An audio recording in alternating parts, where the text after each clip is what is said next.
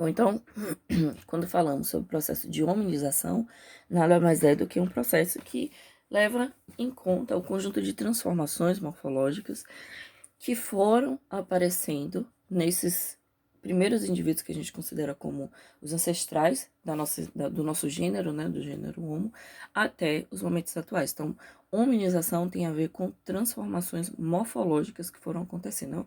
A gente fala de modificações, transformações morfológicas, a gente está se referindo a modificações que aconteceram no corpo desse indivíduo, que é diferente do conceito de humanização, que aí tem a ver mais com transformações comportamentais, culturais, relacionadas a costumes, conduta desses indivíduos, que apareceram principalmente na espécie, na nossa espécie, né? Quer dizer, um pouco antes dos nossos ancestrais e do Homo sapiens, sapiens, né? Que aí a gente teria o surgimento dessa característica mais específica que nos torna humanos, que aí advém, né, o termo humanidade, ou humanização, né? Humanização tem mais a ver com as características comportamentais específicas desse grupo Homo. E humanização não, tem a ver com modificações morfológicas.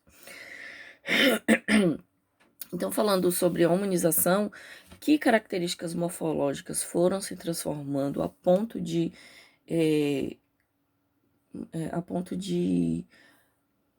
tornar características específicas no grupo Homo, né? Então, a gente teve o surgimento de diversas características morfológicas específicas que permitiram o surgimento desse gênero, né? E aí, obviamente, consequentemente, a gente teve o surgimento da nossa espécie. Então, que características foram essas que possibilitaram o surgimento desse gênero? Então, a gente tem uma série de características, uma série de mutações genéticas que possibilitaram essas modificações, o processo de encefalização, o surgimento do bipedismo, a transformação de expressões faciais, e isso daqui que é muito interessante, que é a mão preêncio, né, que é o que a gente chama de polegar opositor, que permitiu uma melhor manipulação dos objetos em relação ao ambiente, né, que vocês podem até observar que esse polegar opositor, junto com o indicador, ele forma uma pinça, né, então isso permitiu uma maior manipulação de objetos, além do surgimento da inteligência, digamos assim, né, que seria o surgimento de uma maior conscientização dos indivíduos. Então, em relação ao processo de encefalização, seria nada mais nada menos do que o momento do neocórtex e um maior desenvolvimento intelectual dos indivíduos, como a gente viu lá naquela figurinha, mostrando justamente que desde o Australopithecus até o Homo sapiens sapiens, a gente teve um momento do volume craniano e, consequentemente, isso se reflete no aumento do encéfalo. Temos o bipedalismo, né, que surgiu, que seria, né, na verdade, uma característica em que o indivíduo ele já consegue se locomover sobre duas patas, o que é diferente dos seus ancestrais, né, surgiu lá pelo Australopithecus, mais ou menos, que seus ancestrais já não tinham essa capacidade de andar sobre duas patas, né? Isso fazia com que as duas mãos elas ficassem ocupadas, né, durante o movimento. E a partir do momento que você tem o surgimento do bipedalismo, né, a capacidade de andar sobre duas patas, você libera as mãos, né, para manipular objetos e melhora o seu campo de visão, né? Principalmente para observação de predadores. Isso é uma vantagem evolutiva muito significante. E aí o que eu falei da rotação do polegar, né? Uma maior precisão na manipulação de objetos e principalmente uma maior força do punho. Então essa característica que já não estava presente nos ancestrais da nossa espécie foi o surgimento dessa característica ela foi extremamente importante justamente para conseguir uma melhor manipulação de objetos e muito provavelmente devido a essa modificação no polegar é que a gente teve, além, né, do manuseio melhor, digamos assim, provavelmente estaria associada a essa produção de ferramentas, né, que você conseguia manipular melhor os objetos, então muito provavelmente tem-se a associação dessa característica com o surgimento posterior da criação e manipulação de ferramentas. Tivemos também, né, o surgimento da linguagem simbólica, que seria nada mais nada menos que a capacidade de expressar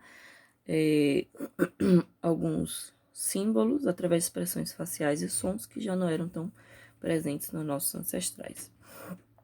E aqui, em relação à encefalização, a gente pode observar que desde o Australopithecus até o Homo sapiens, a característica, né, o crânio, o volume do crânio, ele saltou, quase que triplicou, né, 500 centímetros cúbicos para 1.500.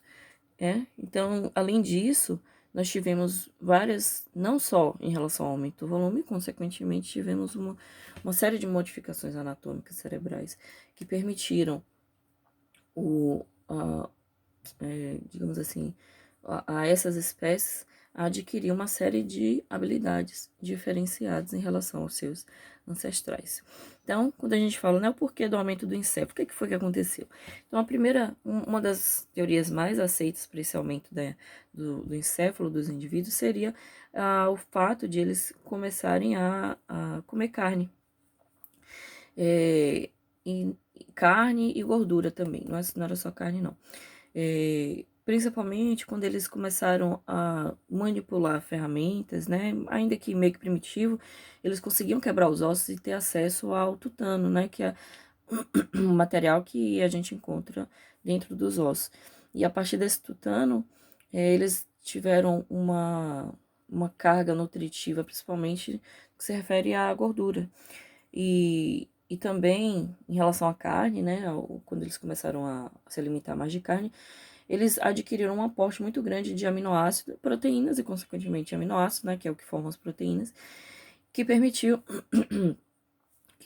com que houvesse, a partir desse aporte de aminoácido, um melhor desenvolvimento cerebral. Então, foi por causa dessa mudança do hábito alimentar dos nossos ancestrais que permitiram o surgimento, do aumento, né, dessa cefalização.